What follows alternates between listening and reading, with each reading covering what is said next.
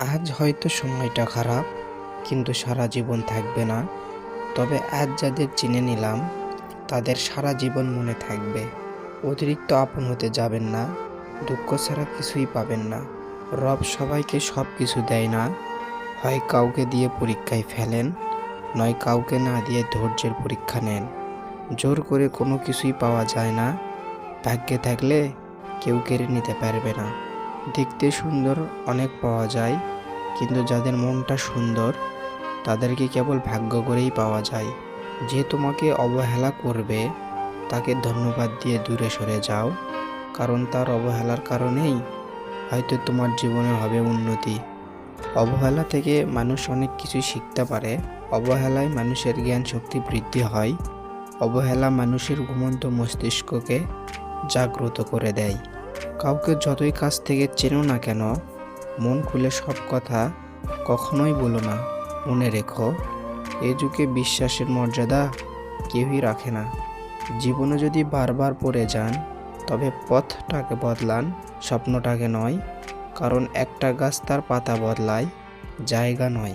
কথা বলতে যতটুকু যোগ্যতা লাগে, নীরবতা অবলম্বন করার জন্য এর চেয়ে অনেক বেশি যোগ্যতা লাগে।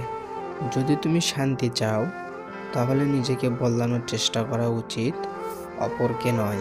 সৎ এবং মহৎ লোকদের সমালোচনা করা খুবই সহজ, কিন্তু তাদের মতো হওয়াটা অনেক কঠিন। প্রেম করলে ঝগড়া হবেই, ঝগড়ার পর যদি আবার দুজনের মিল হয়, সেটাই ভালোবাসা। হারানোর যন্ত্রণা কেবল সেই বোঝে যে তার প্রিয় মানুষটিকে হারিয়েছে। মানুষগুলোও কেমন যেন হয়ে গেছে, কেউ প্রয়োজন ছাড়া খোঁজও নেয় না।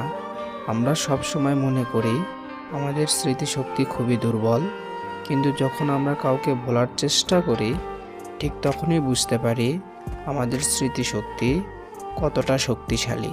স্বার্থপর মানুষরাই জীবনে ভালো থাকে, বাকিরা তো কেবল অপরকে ভালো রাখে। মানুষ কখনো ইচ্ছে করে বদলায় না।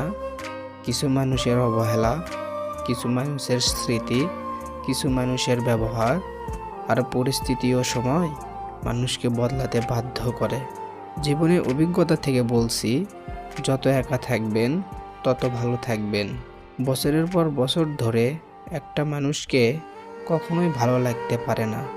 যদি লাগে, তবে সেটা ভালো লাগা নয়, সেটা আসলে ভালোবাসা। যে ব্যক্তি তোমাকে সত্যবাদী বলে বিশ্বাস করে, তার সাথে মিথ্যা কথা বলা নিকৃষ্টতম বিশ্বাসঘাতকতা। আপনার বউ চাকরি করুক আর নাই বা করুক, প্রতি মাসে তার হাতে কিছু টাকা দিয়ে